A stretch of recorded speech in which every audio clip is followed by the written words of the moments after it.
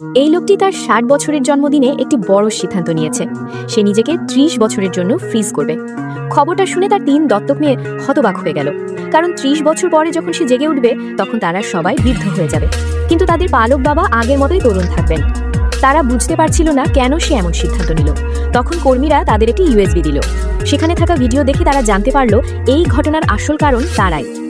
আসলে ৩ বোনকে ছোটবেলা থেকে লালন পালন করে বড় করেছিল তাদের পালক বাবা।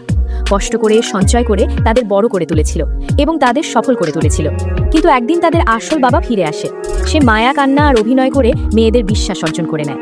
তারপর তাদের সম্পত্তি দখল করার জন্য পালক বাবাকে বাড়ি থেকে বের করে দেয়। একদিন এমনকি সে পালক বাবাকে সিঁড়ি থেকে ধাক্কা দিয়ে ফেলে দেয়। কিন্তু ৩ মেয়ে বিশ্বাসই করেনি যে তাদের আসল বাবা এমন কিছু করতে পারে। তারা উল্টো ভাবল পালক বাবাই মিথ্যা বলছে। এতে পালক বাবার মন ভেঙে যায়। সে বুঝতে পারে তার মেয়েরা এখন তাদের আসল বাবাকেই নিজের মানুষ হিসাবে গ্রহণ করেছে, আর এখন সে শুধু একজন বাইরের মানুষ হয়ে গেছে। তাই সে সিদ্ধান্ত নেয় শেষবারের মতো মেয়েদের জন্য কিছু করবে। তাই সে বড় মেয়ের তৈরি করা লাইফ রিসার্চ ইনস্টিটিউটে যায় এবং ৩০ বছরের জন্য নিজেকে ফ্রিজ করার পরীক্ষার প্রথম স্বেচ্ছাসেবক হতে চায়। তার একটাই শর্ত ছিল, মেয়েরা যেন কখনো না জানে এই স্বেচ্ছাসেবক সেই।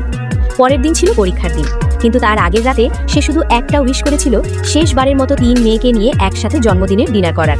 সে বড় মেয়েকে ফোন করে বলে, আজ কি একটু বাড়িতে খেতে পারবে? বড় মেয়ে রাজি হয়ে যায়, কিন্তু পরে আসল বাবা অভিনয় করে অসুস্থতার নাটক করে তাদের সবাইকে নিজের সাথে ডিনারে নিয়ে যায়। অন্যদিকে মেজো মেয়ে জানতে পারে কেউ একজন তাকে চোখের কর্নিয়া দান করতে রাজি হয়েছে। সে জানতো না সেই মানুষটা তার পালক বাবা। বহু বছর আগে তার চোখের দৃষ্টি ফেরাতে সে নিজের এক চোখ দান করেছিল, আর এবার মৃত্যুর আগে বাকি চোখটাও দিতে চান, যাতে মেয়েটি পুরো পৃথিবী দেখতে পায়। রাতে ৩ মেয়ে আসল বাবার সাথে খাওয়া দাওয়া করে, আর সে ইচ্ছাকৃতভাবেই সেই ছবিগুলো সোশ্যাল মিডিয়ায় পোস্ট করে। পালক বাবা সেই ছবি দেখে ভেঙে পড়ে। সে বুঝে যায় এখন তারা সবাই মিলে একটা পরিবার, আর সে সেখানে অপ্রয়োজনীয়। পরদিন মেয়েরা বাড়ি ফিরে দেখে টেবিলে সাজানো খাবার, কিন্তু মানুষটা নেই। তারা খুঁজতে বের হয়। এদিকে পালক বাবা নিজের গ্রামে ফিরে যান। সেখানে গিয়ে জানতে পারে তাদের পুরনো বাড়িটাও গোপনে তাদের আসল বাবার নামে লিখে দেওয়া হয়েছে। এতে সে খুব কষ্ট পায়।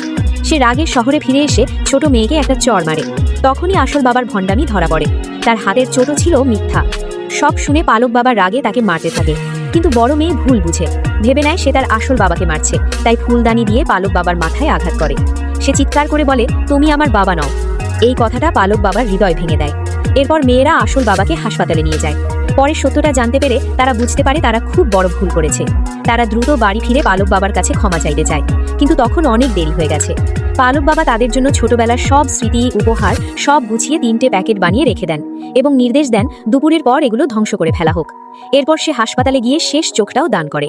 মেয়েরা হাসপাতালে এসে জানতে পারে এই সব কিছু তাদের পালক বাবা করেছে।